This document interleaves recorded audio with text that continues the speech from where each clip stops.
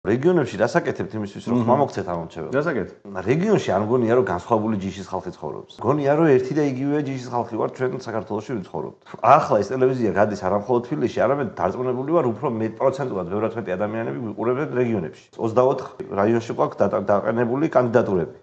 რასაც თბილისში ვაკეთებთ, იმას ვაკეთებთ რეგიონშიც. ანუ თქვენ თუ ფიქრობთ რომ მე დავდივარ ახლა თბილისში, ჩემი კოლეგა პოლიტიკოსები ვით ბაზარში შევდივარ და ხალხს ველაპარაკები, ხალხო ხმამობეცით, ვარიგებ ბუკლეტებს, ვეხუტები ხალხს, კოცნი, მათთან ერთად თითო ჭიქაღვინოს ვსვამ, ანუ ლეღვი დაგაქვს აქ. ხო, ლეღვი დამაქვს აქეთ. ამას ხო არ ვაკეთებ არც თბილისში, იმიტომ რომ ეს მიგვაჩნია ამომრჩევლის შეურაცხყოფად, იმიტომ რომ პოლიტიკოს მე მგონი ამის გამო არ უნდა ირჩევდე. პოლიტიკოს უნდა ირჩევდე იმ იდეის გამო, რასაც ხარს უჭერს, რასაც იცავს და იცავს თან თანმიმდევრულად წლების განმავლობაში.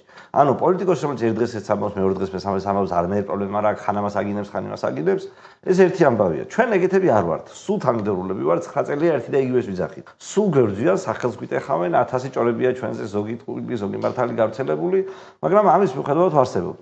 გვაქვს იმ ადამიანების იმედი, რომელსაც ვაფშე რამე ესმის და უნდა რომ გაიგოს მომავალში. გვაქვს ახალგაზრდების იმედი რეგიონებშიც მათ შორის, რომელიც უყურებს ახლა ამ ტელევიზორს და იმ რაღაც სადღაც ჩაბუდებულ სიგიჟეში რო არის, იქიდან გამოსვლა უნდა. ჩვენ არ გვიყვარს სუფრაზე გაკეთებული პიარი, არ გვიყვარს ბაზარში სიარულით გაკეთებული პიარი, არ გვიყვარს. სპეციფიური ხალხი ვართ, მაგრამ დრო მოვა და დაგვაფასებთ. ჯერ არ გესმით ანგლისში ვის ელაპარაკებით სამწუხაროდ.